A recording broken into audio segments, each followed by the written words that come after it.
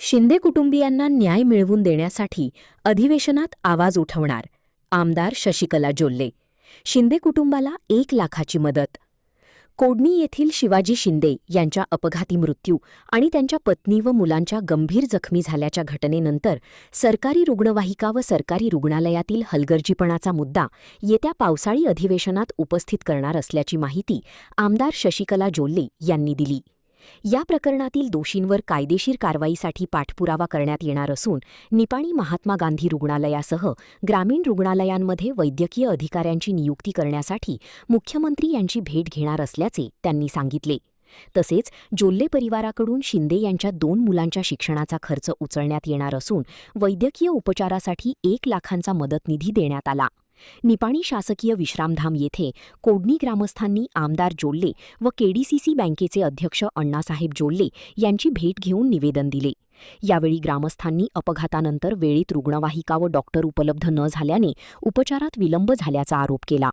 आमदार जोल्ले यांनी चिकोडी जिल्हा वैद्यकीय अधिकारी राजेंद्र खंडाळे यांना याबाबत जाब विचारत संबंधितांवर कारवाईची मागणी केली.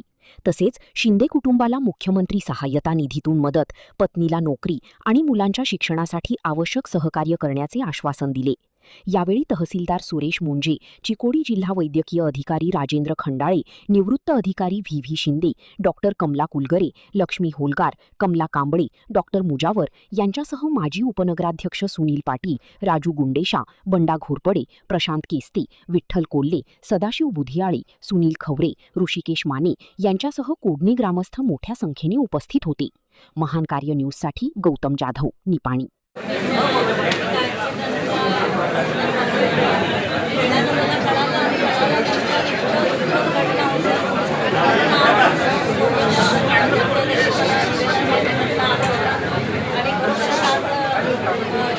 जे काही प्रोटेक्शन पाहिजे, बोर्ड्स पाहिजे, ॲक्सिडेंट होऊ नये आणि जे कोडणीला रस्ता वाटतोय तिथं आपल्याला डिवायडेड बरं वाटेल असं पण लोकांचं जे काही ते देखील आपण ऐकून घेतलेलं आहे. आणि उद्या परवा नाहीतर आज संध्याकाळीच हायवेवाल्यांना आणि PWDवाल्यांना बघून तिथं काय समस्या होतात त्याच्याबद्दल आपण दखल घेऊन ते डिवायडर करायचं असू देत, स्पीड ब्रेकरचं असू देत किंवा ॲक्सिडेंट झोन आहे म्हणून आपण तिथं बोर्ड लावायचं असतं ते आपण लगेच आपण करायला सांगितलेलं आहे आणि सांगतात पण आहे. आणि ॲम्ब्युलन्सचं एक जे काही विषय आहे, ॲम्ब्युलन्स आलं नाही लवकर म्हणायचं तर आपल्याला माहीत आहे 10-12 वर्ष आमचं गांधी हॉस्पिटल आपण असताना किती सुंदररित्या सुरू होतं, ॲम्ब्युलन्स होती. परंतु आता जे काही सरकार बदललं आहे त्याच्यामुळं आम्हाला तिथं डॉक्टर पण नाही, अॅनेस्थेशिया नाही आणि कुठलंही काम आम्हाला करायला होत नाही.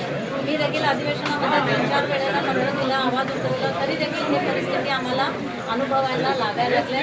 म्हणून 13 तारखेच्या येणाऱ्या अधिवेशनामध्ये मी हे कोडणीचं हे विषय घेऊन आपल्या निपाणी मतदारसंघाचं काय हालत व्हायला लागले ते आपण आवाज उठवणार आहे. आणि त्या पद्धतीनं निपाणीच्या आरोग्याच्या दृष्टिकोनातून, ॲक्सिडेंटच्या दृष्टिकोनातून इथं कुठलाही त्रास होऊ नये हे आपण करून देण्याचा एक व्यवस्था त्यांना सांगितलेलं आहे. तर डिवायडर असू दे, साईन बोर्ड असू दे, हे सगळं पण आपण तिथं लावून देतो.